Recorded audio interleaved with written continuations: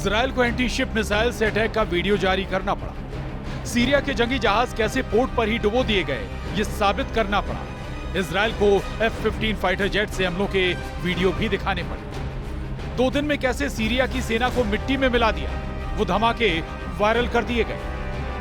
आखिर नेतन्याहू का इरादा क्या है?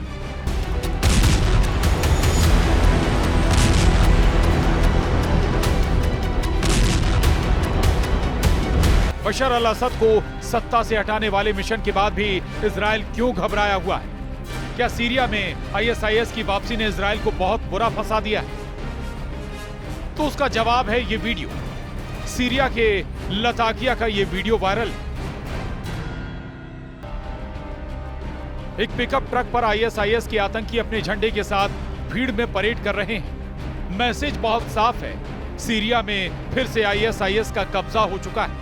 अबू बकर अल बगदादी के बाद अब अबू मोहम्मद अल जुलानी ने बगदादी पार्ट 2 वाला राज कायम कर लिया। आप इसे ISIS 2.0 कह सकते हैं, जिन्हें विद्रोही और बागी बताकर तुर्की, अमेरिका और इजराइल ने मदद पहुंचाई। अब उसी जुलानी का आतंकी गुट हयात तहरीर अल शाम ने नए ब्रांड के साथ सीरिया में ISIS की हुकूमत तैयार कर दी। सीरिया में 48 घंटों के अंदर 400 से ज्यादा हमले करने वाले नेतन्याहू सब कुछ जानते हैं, लेकिन उनका एक बयान आने के बाद दुनिया हैरान रह गई।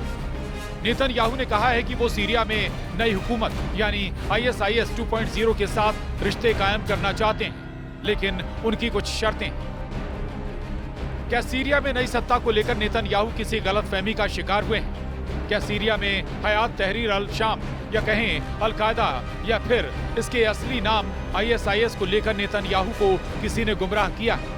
इन 2 तस्वीरों की तुलना इस वक्त बहुत सोशल मीडिया पर वायरल हो रही है। एक तस्वीर में है जुलानी का साथी मोहम्मद अल बशीर, जो सीरिया का नया कार्यवाहक प्रधानमंत्री बनाया गया है, और दूसरी तस्वीर ISIS के एक आतंकवादी की है, जो बगदादी की आतंकी वाली मुहिम को चाकू की धार से आगे बढ़ा रहा था।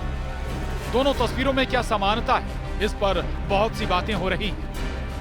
जुलानी का साथी मोहम्मद अल बशीर 3 महीने के लिए सीरिया का कार्यवाहक प्रधानमंत्री बनाया गया है। सीरिया में सब उसका ISIS वाला इतिहास जानते हैं। अब ये सीरिया में नई सरकार बनाने का काम कर रहा है।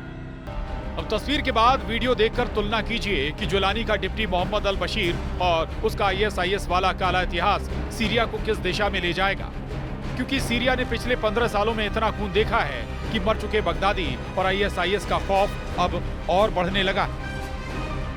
इस वक्त सीरिया से बहुत से ऐसे वीडियो आ रहे हैं जिन पर ISIS की छाप है। बशर अल असद की सरकार में बगावत का विरोध करने वालों को बंधक बनाकर गोलियों से भूना जा रहा है।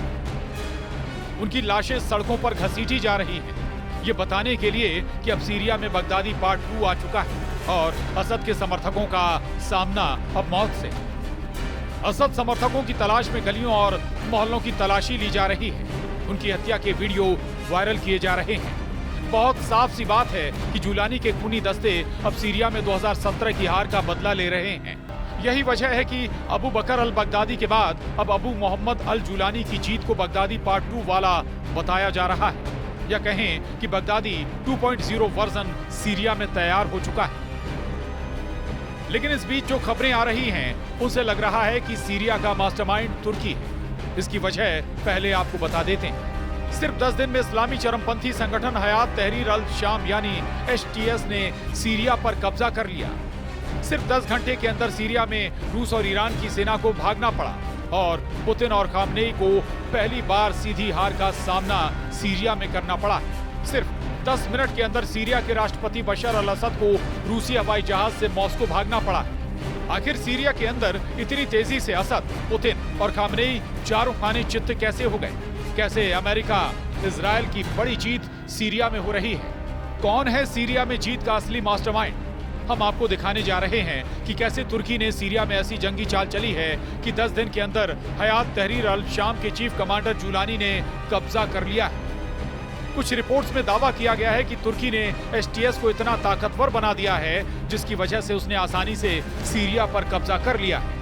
लेकिन अब सवाल उठता है कि सीरिया में 54 साल से शासन करने वाले असद परिवार के तख्ता पलट से तुर्की क्या फायदा उठाने जा रहा है? सीरिया को इस वक्त 2 तरह से रौंदा जा रहा है। इस्लामी चरमपंथी संगठन HTS के chief commander Abu Mohammad al Julani Syria को लूटने और कब्जा करने में जुटे।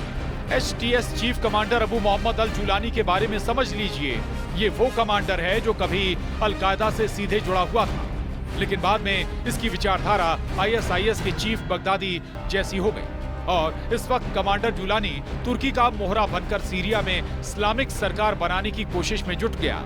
हैरानी की बात तो यह है कि अमेरिका कमांडर जुलानी को आतंकवादी मानता है और उसके सिर पर अमेरिका ने $1 करोड़ का इनाम रखा हुआ है, लेकिन उसके बावजूद इस वक्त अमेरिका इस्लामी चरमपंथी हयात तहरीर अल शाम यानी HTS और कमांडर की खुलकर जंग के मैदान में मदद कर रहा है।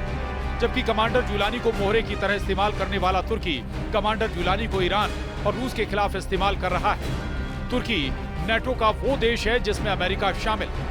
यही वजह है कि अमेरिका भी तुर्की के हर कदम पर साथ दे रहा है। इस चक्रव्यूह को रूस के राष्ट्रपति पुतिन और ईरान के सुप्रीम लीडर अली खामनेई अच्छी तरह से समझ चुके हैं। इसीलिए खामनेई 10 घंटे पहले टीवी पर आकर ऐलान कर चुके हैं कि सीरिया में हुए तख्ता पलट के पीछे अमेरिका और इजराइल का हाथ है, जिसमें तुर्की पर्दे के पीछे से मदद कर रहा है। राष्ट्रपति पुतिन सीरिया में मौजूद रूसी नौसेना और वायुसेना अड्डों को खाली करा चुके हैं। ये रूस की सीरिया में बड़ी हार मानी जा रही है। सीरिया के टाटस में मौजूद रूस के नेवल बेस में मौजूद रूसी पनडुब्बियां युद्धपोत रूस ने सुरक्षित स्थान पर भेज दिए हैं। इसी तरह से सीरिया के खमीमी में रूसी एयर बेस पर मौजूद रूस ने लड़ाकू विमानों, मिसाइलों, ड्रोन और एयर डिफेंस सिस्टम को सुरक्षित स्थान पर भेज दिया है। रूस को लगता है कि इस्लामी चरमपंथी संगठन HTS के लड़ाके सीरिया में मौजूद रूसी सैन्य अड्डों पर हमला करके हथियारों पर कब्जा कर सकते हैं। इसी डर से पुतिन ने ये बड़ा कदम उठाया है। वहीं दूसरी तरफ ईरान ने भी अपनी सेना और टॉप कमांडरों को भारी हथियारों के साथ तख्तापलट होने के तुरंत वापस बुला लिया। यहाँ तक कि ईरान के समर्थन प्राप्त हिजबुल्लाह ने भी सीरिया में कुछ क्षेत्रों से अपने लड़ाकों को वापस बुला लिया है। हालात रूस और ईरान के हाथों से निकल गए।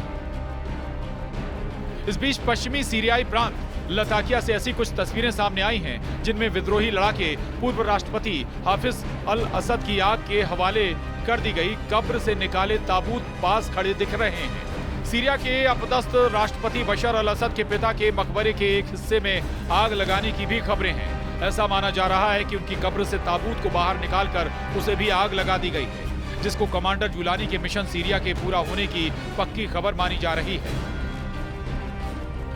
और अब इधर जुलानी का मिशन सीरिया पूरा होने के बाद नेतन्याहू ने नई सरकार से दोस्ती करने की ख्वाहिश जाहिर की है। ये बात सुनकर नेतन्याहू के समर्थक भी हैरान हैं, लेकिन नेतन्याहू अब सीरिया में गोलान की पहाड़ियों पर पहुंचकर अपनी बड़ी जीत का दावा कर रहे हैं। टूटा और बिखरा हुआ सीरिया जो इस वक्त ISIS के आतंकवाद की चपेट में है, नेतन्याहू की सेना उसके उस हिस्से पर काबिज हो गई। नेतन्याहू इस नए बफर जोन को सुरक्षा का अस्थायी इंतजाम बता रहे हैं, लेकिन बड़ा सच यह है कि संयुक्त राष्ट्र ने इसे अवैध बताया और कहा है कि नेतन्याहू 1974 के विस्थापन समझौते का उल्लंघन कर रहे हैं। इजराइल ने 1967 में दक्षिण पश्चिम सीरिया के गोलान के पहाड़ों पर कब्जा कर लिया था। अमेरिका को छोड़कर बाकी दुनिया और भारत भी इसे सीरिया की जमीन पर इजराइल का कब्जा मानता है। सीरिया ही नहीं, अब सीरिया के पड़ोसी देशों के लिए भी आने वाला वक्त खतरे से खाली नहीं। युद्ध कहां कब शुरू होगा ये अब अमेरिका और इजराइल से ज्यादा जुलानी तय करेगा। सीरिया में तो उसने बिना लड़े दमिश्क पर कब्जा कर लिया। सवाल है कि क्या अब उसका टारगेट तेल अवीव होगा या फिर वो बाकी अरब मुल्कों पर नजर गड़ाएगा। हालांकि अमेरिका और तुर्की तो HTS की जीत से खुश हैं, लेकिन इजराइल काफी सतर्क है। असल में इस्लामिक चरमपंथी संगठन हयात तहरीर अल शाम यानी HTS का मतलब है लेवंत की मुक्ति के लिए संगठन। IDF के पूर्व ऑपरेशन प्रमुख खिसरेल चिफ का दावा है कि HTS यानी लेवंत की मुक्ति के लिए संगठन का मिशन है सीरिया, लेबनान, जॉर्डन और इजराइल को मिलाकर एक नया इस्लामिक देश बनाना। Bureau report, news 18।